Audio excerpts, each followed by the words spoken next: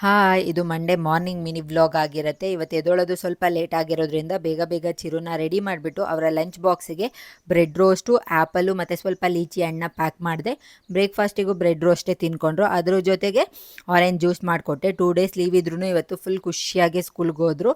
So ನನಗೂ happy ಆಯಿತು. And Tulasi plant ಒಣಗೋಗಿತ್ತು, ಅದನ್ನು ರೀಪಾಟ್ ಮಾಡಿಬಿಟ್ಟು ಪ್ಯಾಕ್ ಬಂದಿತ್ತಲ್ಲ ನನಗೆ, ಅದನ್ನು ಓಪನ್ ಮಾಡಿಬಿಟ್ಟು ನೋಡ್ತಾ ಇದ್ದೀವಿ ಆ್ಯಂಡ್ ಏನೇನಿದೆ ಅಂತ. ಆ್ಯಂಡ್ ನಮ್ಮ ಹಸ್ಬೆಂಡ್ ಕೂಡ ಅದನ್ನು ಅರೇಂಜ್ ಮಾಡಿ ಕೊಡ್ತಾ ಇದ್ದಾರೆ.